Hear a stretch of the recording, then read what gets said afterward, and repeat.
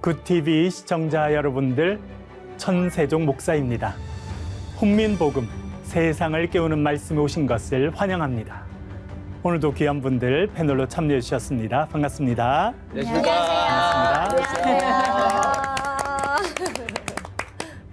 오늘부터는 요한복음을 함께 공부하도록 그렇게 하겠습니다. 첫 번째 제목은 요한 공동체가 겪었던 어려움은, 그런 제목으로 같이 말씀을 나누도록 하겠습니다.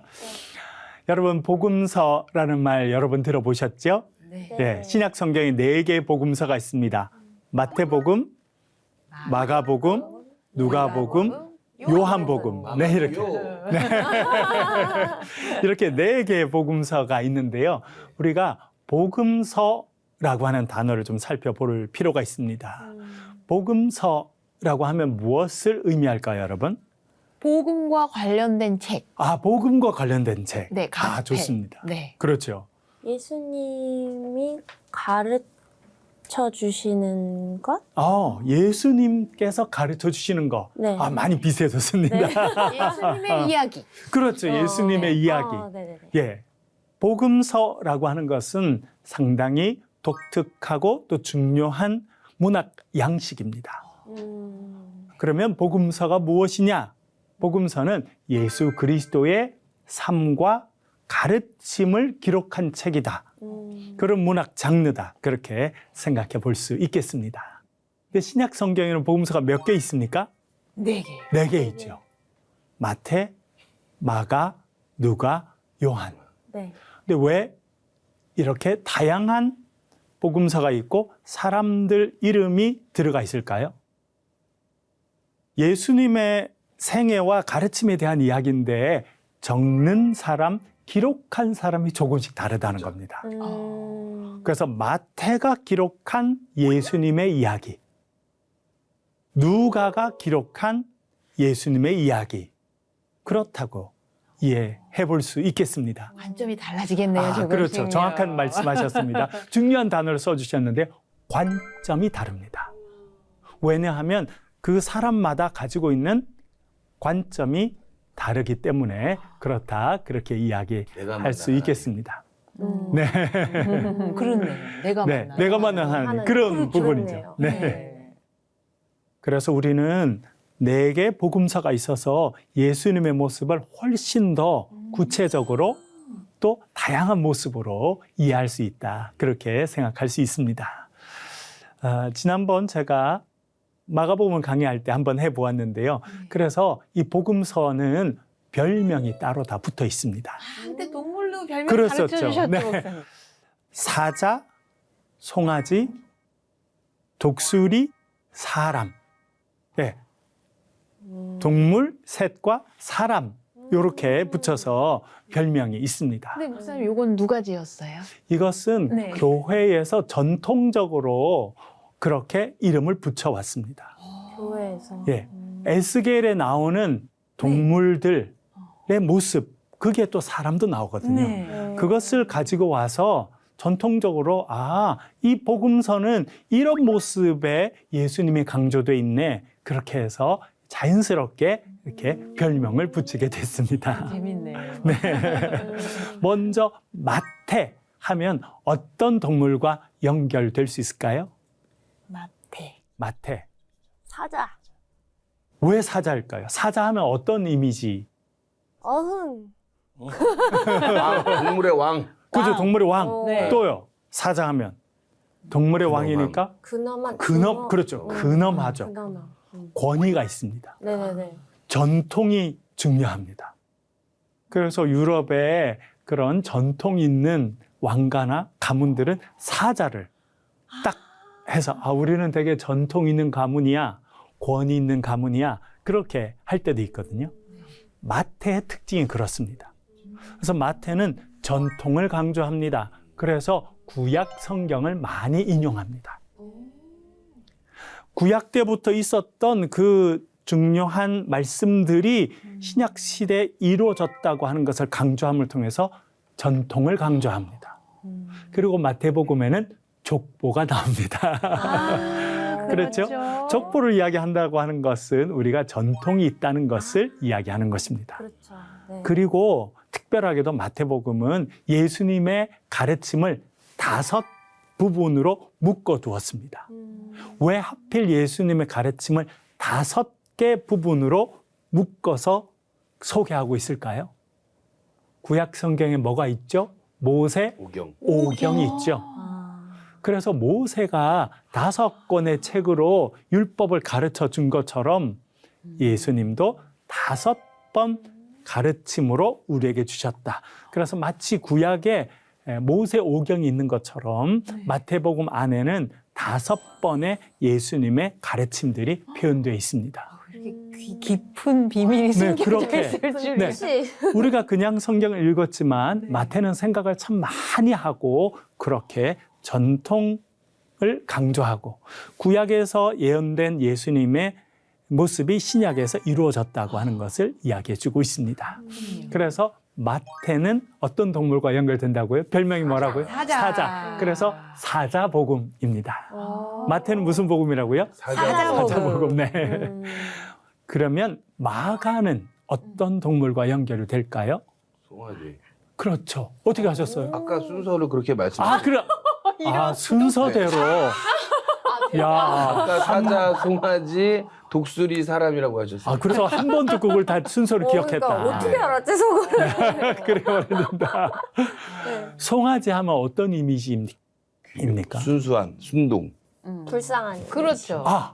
뭐라 그랬어요? 불쌍한 이미지. 왜 불쌍해요? 제사. 그렇죠. 또 올려드려서. 제사를 드릴 때 구약 성경의 제사를 드릴 때 제일 중요한 제물 중에 하나가 양, 염소, 송아지였습니다. 특별히 송아지는 아주 특별하게 드리는 제물이라고 하는 느낌을 갖고 있습니다. 송아지는 말이 많지 않습니다. 입을 다물고 묵묵히 제물이 되는 그런 이미지가 송아지입니다. 그래서 마가에 나타난 예수님은요, 고난 당하시고 희생 제물로 드려지시는 예수님의 모습이 강조됩니다. 마가복음의 예수님은 화려하게 본인을 드러내지 않고 감추시는 분이시고 묵묵히 고난의 길을 걸어가서 십자가의 제물로 드려지시는 그런 예수님의 모습이 강조되어 있습니다. 그래서 마가복음의 예수님은 어떤 동물과 연결된다고요? 송아지. 그래서 마가의 별명이 있습니다. 무슨 복음이라고요? 송아지 복음. 음메복음. 네, 음메복음. 네, 새로운 버전인데. 음메. 네. 그것도 좋네요. 기억하게 가요. 네. 예, 그 다음에는 누가복음이 있는데요. 누가복음 어떤 동물과 어떤 이미지가 연결될까요? 독수리. 그럴는데 장혜원님은 사람, 사람이라고 사람. 했어요. 아, 왜요? 사람에 관한 이야기들이 맞아요. 에피소드로 좀 나왔던 것 같아요. 맞아요. 네. 예. 누가복음 보면 가장 인간적이에요. 인간적이라고 하는 것은 어떤 의미냐면 소외되어 있는 사람들에 대한 관심이 많다는 겁니다. 그 당시 누가 제일 소외되어 있었을까요? 예수님 당시에 가장 소외되어 있는 사람 하면 누가 생각납니까? 여자, 여성이죠. 아이, 아이, 그렇죠. 고아, 그리고 바보. 노예. 고아, 그리고 외국인. 그렇죠? 네. 그래서 선한 사마리아인 이야기는 누가복음에 나오게 되어 있습니다. 그래서 누가는 훨씬 더 사람 냄새가 많이 나는 훨씬 더 인간적인 그런 모습이 강조되는 것이 누가복음입니다. 그럼 마지막 하나 남았죠? 요한복음이 있는데요. 네. 어떤 동물과 연결됩니까? 독수리. 독수리. 올라가. 그렇죠. 네. 독수리 하면 어떤 이미지입니까, 여러분? 독수리 보셨나요? 비상하는. 그렇죠. 독수리는 높이 올라가서 날개를 쫙 뻗고 피고, 그렇죠? 네, 멋있어. 멋있어요. 네. 맞아. 단어를 잘 쓰셨어요. 네. 맞아요. 멋있어요. 네. 그래서 카리스마. 요한복음의 예수님은 멋있게 나와요. 이번에 요한복음 배울 때 저희는 좀 신나겠네요. 그렇죠. 예. 멋있는 예수님의 그래서 모습. 멋있는 예수님, 있어 보이는 예수님. 나 이런 사람이야. 그렇죠. 네. 예수님은 그래서 요한복음에서는 내가 세상의 빛이야 이렇게 말씀하세요. 이제 내가- 안숨기시고요. 네, 요한복음 예수님은 기적을 탁 펼치시고 되게 스포트라이트를 받으세요. 멋지네요. 네네. 그래서 멋진 예수님, 네. 영광 받으시는 예수님, 그런 모습이 나옵니다. 그래서 전통적으로 요한복음은 무슨 복음서라고 불렀다는 거예요? 독수리 복음입니다. 네, 한번 정리해 볼게요. 네. 마태복음 별명이 뭡니까? 무슨 복음이라고요? 사자복음. 마가는요? 송아지 복음. 음매복음. 음매복음. 네. 송아지 복음. 네, 누가는요? 사람 복음. 네, 요한복음은요? 독수리 복음. 네, 독수리 복음. 그런 별명이 있었는데 사실 우리가 이제 구체적으로 살펴보면 그런 별명이 참 잘 어울린다 이렇게 생각할 수 있겠습니다. 하나 더 중요한 단어를 배워보겠습니다. 공관복음이라고 하는 단어입니다. 공관복음 들어보셨습니까? 네, 얼핏. 저는 처음 들어봐요. 얼핏 아, 예. 들어는 본 거. 들어본 분도 계시고 처음 듣는 분도 네. 있고 마태, 마가, 누가, 요한복음을 사복음, 복음서 4개니까 사복음서라 말하는데 이 4개 복음이 다시 한번 나누어지는데 공관복음과 공관복음이 아닌 복음이 나눠집니다. 3대 1로 나눠집니다. 3대 1. 네. 2대 2로 나눠지는 것이 아니라 3개가 한 묶음이고 하나는 따로 이렇게 하게 되는데 그 3개를 공관복음이라고 말합니다. 네. 공관복음 어떤 의미일까요? 장혜원님이 처음에 쓰셨던 단어 중에 하나인데 관점이 비슷한 걸 못 끄셨군요. 그렇죠. 관점이 같은 복음서라는 겁니다. 네. 그래서 공관복음서. 그렇죠. 공통된 관점을 가지고 예수님을 보고 있습니다. 예수님께서는 베들레헴에서 태어나시죠? 그런데 어디서 성장하십니까? 어릴 때는 어디서 성장하셨어요? 그렇죠. 그래서 예수님을 뭐라 불렀어요? 나사렛 예수라고 불렀던 것은 예수님이 태어나기는 베들레헴, 베들레헴은 베들레헴이고 떡집이라는 뜻인데요. 네. 네, 그 베들레헴에서 태어나셨지만 성장은 나사렛에 성장하셔서 결국 예수님을 나사렛 예수라고 부릅니다. 그 나사렛은 갈릴리 지역입니다. 그래서 예수님께서 공생애를 어디서 시작하십니까? 갈릴리에서.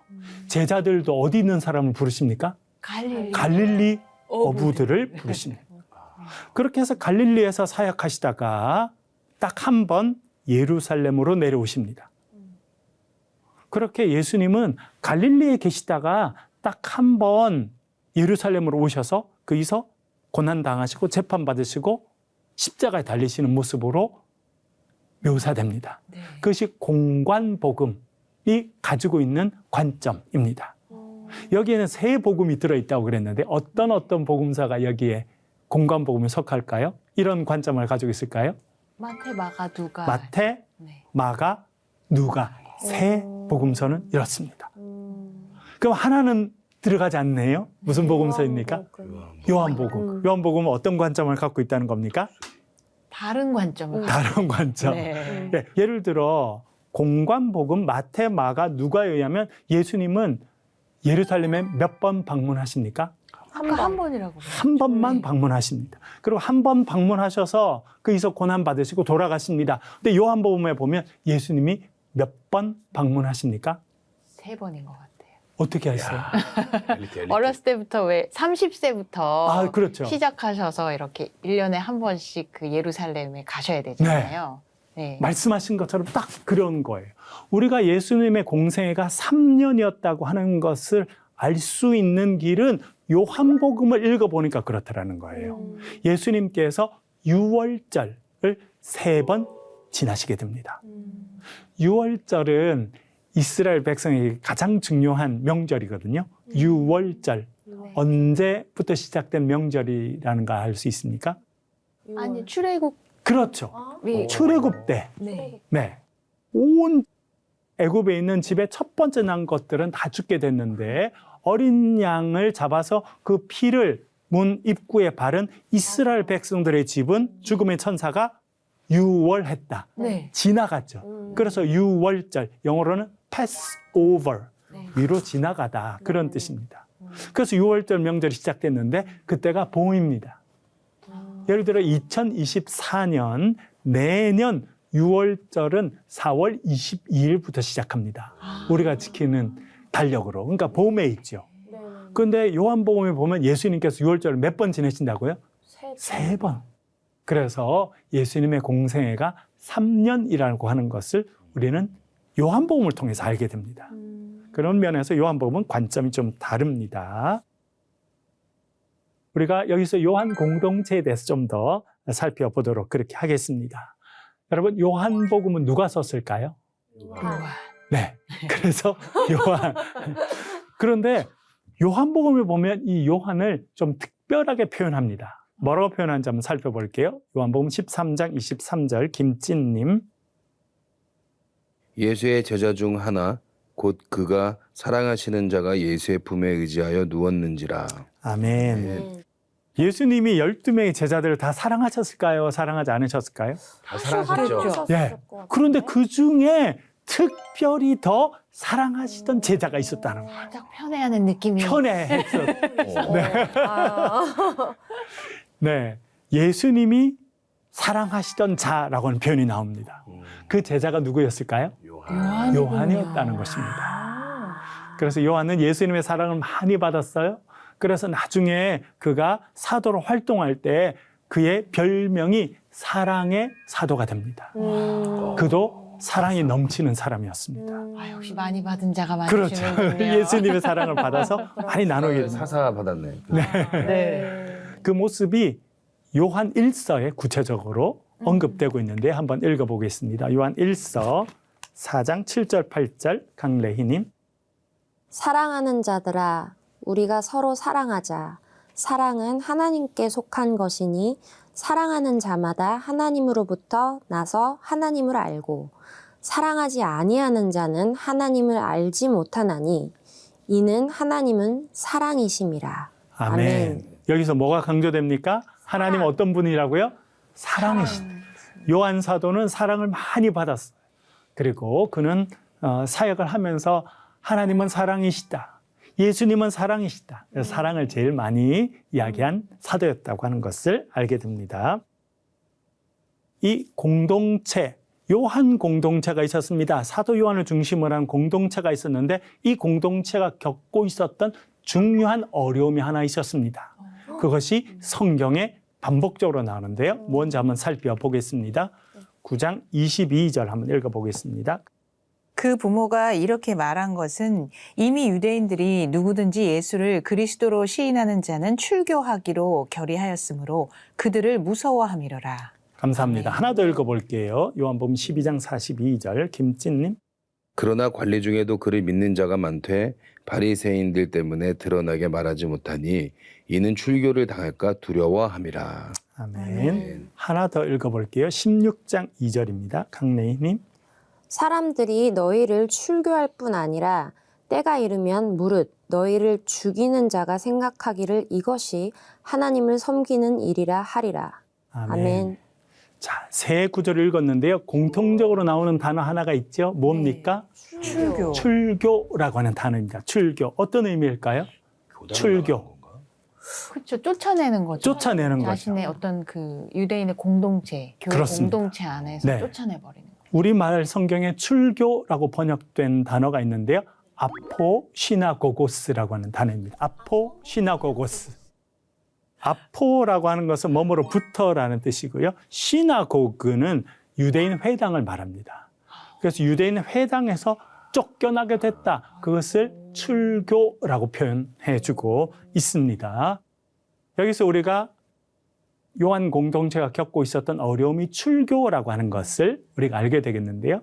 우리가 요한 공동체의 배경을 한번 잠깐 역사적으로 살펴보겠습니다. 요한이라고 하는 예수님을 사랑받던 제자 중심으로 사람들이 모였습니다. 그 사람들은 처음에는 어디서 같이 신앙생활을 했냐면 유대인 회당 안에 있었어요. 그런데 지내다 보니까 이 예수를 믿는 요한 공동체 사람들과 예수를 믿지 않는 사람들 사이에 갈등이 생기게 되는 거예요. 왜냐하면 나무 십자가에 달린 예수님을 하나님의 아들이라고 요한 공동체 사람들은 믿는데 다른 유대인들은 그렇게 하지 않습니다. 그래서 중요한 결정을 하나 회당에서 하게 되는데 그건 뭐냐면 예수 믿는 사람들을 쫓아내기로 결정했다는 겁니다. 한 번 더 읽어보겠습니다. 9장 22절 그 결정이 있었다는 것을 이렇게 이야기해 주고 있는데요. 장혜원님. 그 부모가 이렇게 말한 것은 이미 유대인들이 누구든지 예수를 그리스도로 시인하는 자는 출교하기로 결의하였으므로 그들을 무서워함이러라. 아멘. 아멘. 여기 나오죠. 누구든지 예수를 그리스도로 시인하는 자는 뭐 하기로 결정했다고요?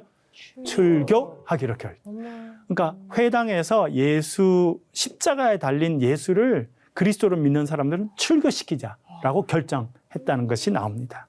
그래서 유대교 회당에서 쫓겨나게 됩니다. 그래서 사도 요한을 중심으로 자신들만의 공동체를 형성하게 되었는데요. 그런데 모든 사람들이 다 따라 나온 건 아니고 일부 요한 공동체에 속해 있었던 사람들은 여전히 회당에 남아 있었습니다. 그래서 비밀스러운 신자로 살았습니다. 비밀 신자가 된 거예요. 그 표현이 나오는데요. 12장 42절입니다. 김치님 한번 읽어보시죠. 그러나 관리 중에도 그를 믿는 자가 많되 바리새인들 때문에 드러나게 말하지 못하니 이는 출교를 당할까 두려워함이라. 아멘. 관리 중에서도 그렇죠? 공무원이었죠. 관리 중에서도 예수를 믿는 사람이 많지만 바리새인들 때문에 드러나게 말하지 못하니 이는 출교 당할까, 출교 쫓겨날까 싶어서 말을 안 하고 있는 비밀 신자들도 있었다라고 하는 것을 알려주고 있습니다. 적극 신자와 소극 신자 이렇게 두 파로 나뉘었군요. 그런 게 있었죠. 네. 그래서 아예 쫓겨나서 밖에 나가서 신앙생활했던 사람이 있었고 예수를 믿지만 아닌 척하고 회당 안에 그대로 남아 있었던 사람들도 있었다. 그렇게 알려주고 있습니다. 그렇게 요한 공동체가 밖에 나가서 따로 모임을 하면서 신학적인 중요한 생각들을 발전시키게 되는데요. 그중에 하나가 예수님이 어떤 분이신가라고 하는 질문에 대한 해답을 주는 그런 신학이 발전합니다. 6장 35절 한번 읽어보겠습니다. 강래희님. 네. 예수께서 이르시되 나는 생명의 떡이니 내게 오는 자는 결코 줄이지 아니할 터이요 나를 믿는 자는 영원히 목마르지 아니하리라. 아멘. 네, 여기서는 예수님께서 내가 생명의 떡이다 그렇게 말씀하시는 부분이 나오지요. 14장 6절도 한번 읽어보겠습니다. 장혜원님. 예수께서 이르시되 내가 곧 길이요 진리요 생명이니 나로 말미암지 않고는 아버지께로 올 자가 없느니라.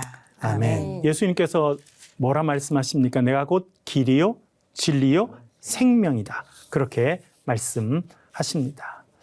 그렇게 예수님이 누구신가라고 하는 생각들을 요한 공동체에서 발전시키게 됩니다. 그리고 예수님에 대한 독특한 이해도 발전시키게 되는데 그 중에 하나가 요한복음 1장 29절에 나옵니다. 김진님 한번 읽어봐 주시죠. 이튿날 요한이 예수께서 자기에게 나오심을 보고 이르되 보라 세상 죄를 지고 가는 하나님의 어린 양이로다. 아멘. 아멘. 여기 예수님을 어떤 분으로 소개합니까? 세상 죄를 지고 가는 하나님의 어린 양이다. 하나님의 어린 양, 유월절 어린 양 그런 이미지를 가지고 있다는 것을 알게 됩니다. 그렇게 공동체가 잘 성장하다가 사도 요한이 죽게 됩니다. 그래서 공동체가 위기를 겪어요. 이제 지도자가 없어졌으니 우리가 어떻게 할까 했던 그들은 아주 중요한 사상을 또 발전시키고 알게 되는데요. 보혜사 성령에 대한 생각입니다. 그 부분 한번 읽어볼게요. 14장 16절입니다. 내가 아버지께 구하겠으니 그가 또 다른 보혜사를 너에게 주사 영원토록 너희와 함께 있게 하리니. 아멘. 아멘. 그래서 우리가 말하는 보혜사 성령에 대한 생각들을 이제 요한 공동체에서 나오게 됩니다. 그래서 오늘은 우리가 요한복음 시작으로 요한 공동체는 어떤 어려움을 겪었을까, 어떤 모습이었을까 같이 생각해 보았습니다. 혹시 질문 있으시면? 왜 굳이 비슷한 내용이 이렇게 반복되는데 사복음서가 있을까라는 생각을 가끔 하곤 했어요. 읽으면 또 똑같은 게 반복됐잖아요. 근데 일단 너무나 중요하니까 예수님의 이야기가 생애와 또 그 복음에 관련된 이야기들이 반복하시려고 했구나 이렇게 강조하시면서 그리고 다른 관점으로 우리에게 여러 스펙트럼으로 다가오시려는구나 라는 생각을 오늘 좀 다시 한번 하게 됐어요. 그러게 말입니다. 네. 예. 다양한 복음서가 다양한 모습으로 예수님을 알려줘서 우리가 예수님에 대해서 좀 더 잘 이해하게 됐다. 그렇게 생각해 볼 수 있겠습니다. 예, 오늘은 요한 공동체가 겪었던 어려움은 그런 제목으로 같이 공부를 하였습니다. 다음 시간에는 어떤 권세를 주셨을까? 그런 제목으로 공부를 하도록 하겠습니다. 오늘 함께 해주셔서 감사합니다. 수고하셨습니다. 감사합니다.